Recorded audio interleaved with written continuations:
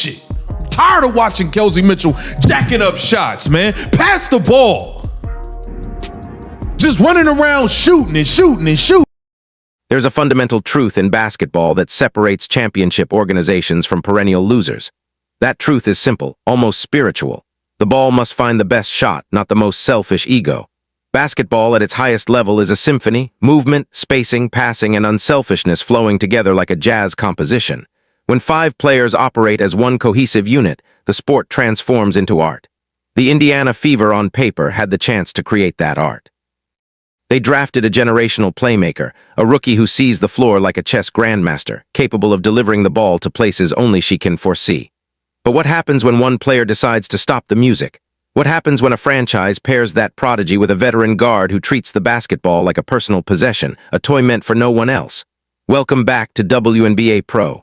Today, we are not looking at the box score. The box score lies. It will tell you that Kelsey Mitchell scored 20 points and had a solid offensive night. But the film tells a completely different, absolutely horrifying story. Today, we are exposing the tape. We are breaking down 10 minutes of pure, unfiltered, selfish basketball that is single-handedly destroying the Indiana Fever's offense and freezing Caitlin Clark out of her own team. If you have ever played organized basketball at any level, you know exactly what a black hole is. A black hole is a player who demands the ball, and once they get it, the possession is over for everyone else. The passing stops, the cutting stops.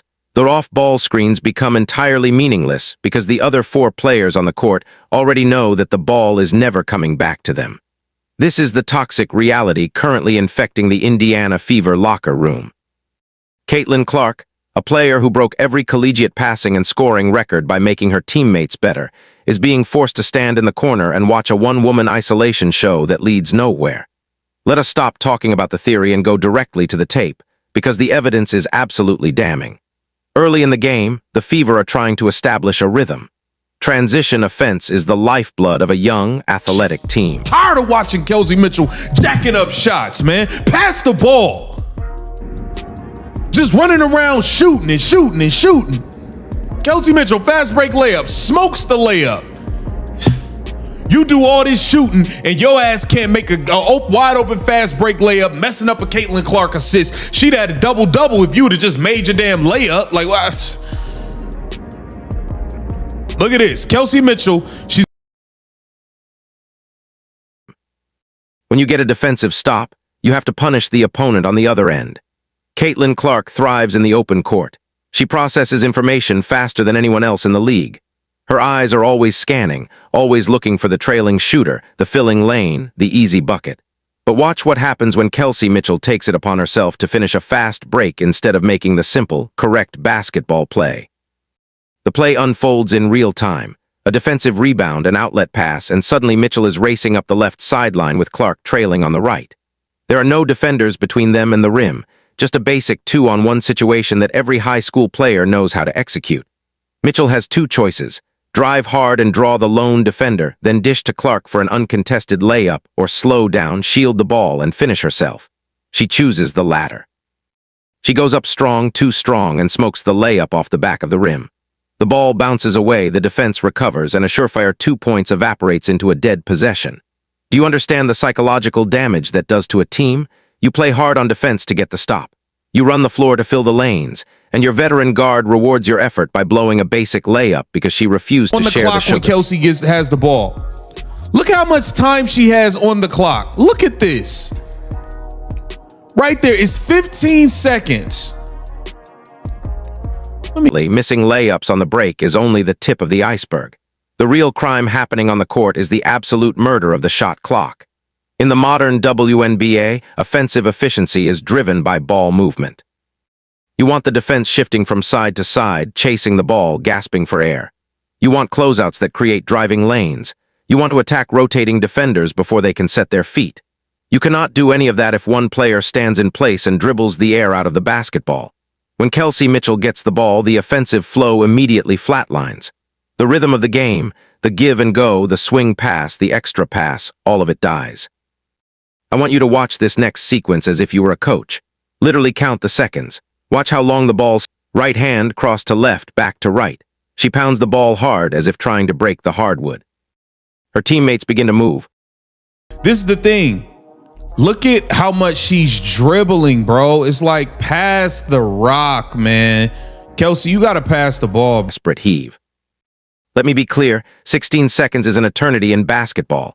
A good point guard can read a defense, call a play, run a pick and roll, and get an open look in 8 seconds. Mitchell used twice that amount to do absolutely nothing. And notice the body language of her teammates. Aaliyah Boston, who had been fighting for post position, slowly walks back out to the perimeter, her shoulders slumped. Caitlin Clark, who had been running off screens, simply stops moving. When a player dribbles that long, they are telling their teammates that their positioning does not matter. They are telling the #1 overall pick that her elite shooting gravity is completely irrelevant because the ball is not going to find her anyway.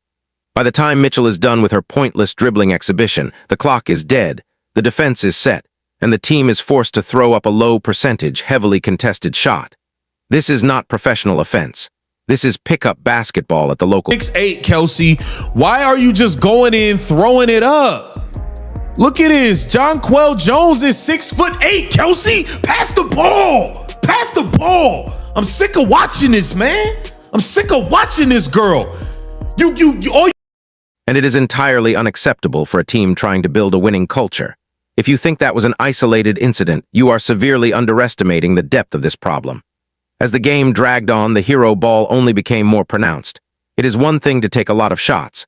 Elite scorers take a lot of shots. Diana Taurasi takes a lot of shots. Jewel Lloyd takes a lot of shots, but elite scorers do it within the flow of the offense. They use screens. They shoot off the catch.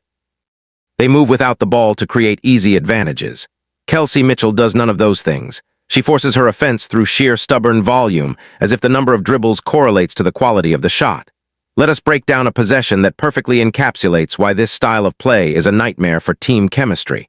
Mitchell catches the ball on the right in place. 4, 5, 6, she tries a crossover that fools no one. 7, 8, 9, she backs up to mid-court, wasting space.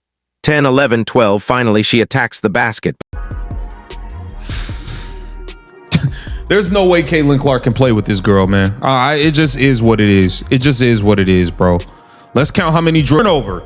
The lady don't want to pass the ball to nobody, y'all. Nobody. 13 dribbles in a turnover. But the defense has already loaded up.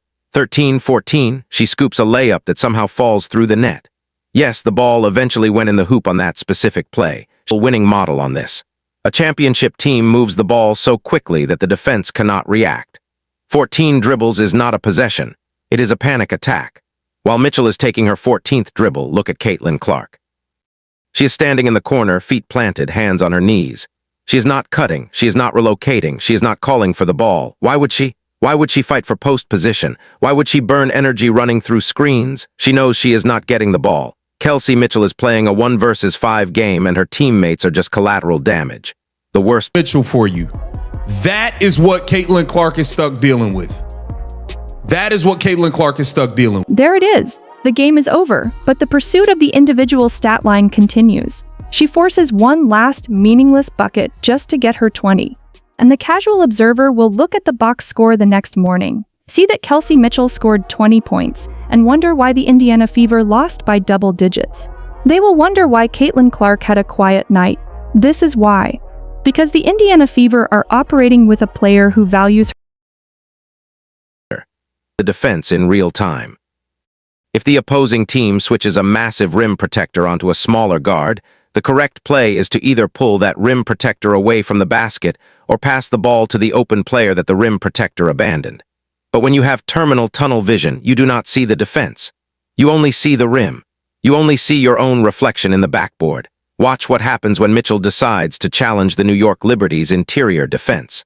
The Liberty are known for their length. Goes under the screen, giving her space. Jonquel Jones drops into the paint, hedging just enough to cut off the drive. A smart guard would pull up for a mid-range jumper or swing the ball to the weak side. Mitchell does neither. She puts her head down, accelerates into the paint, and jumps directly into Jonquel Jones's chest. In college, Clark broke the all-time NCAA scoring record, but that is not what made her special. What made her special was her ability to elevate everyone around her. She made average players look good. She made good players look great. She threw passes that no one else saw, no-look dimes, full-court baseball passes, pocket passes through traffic.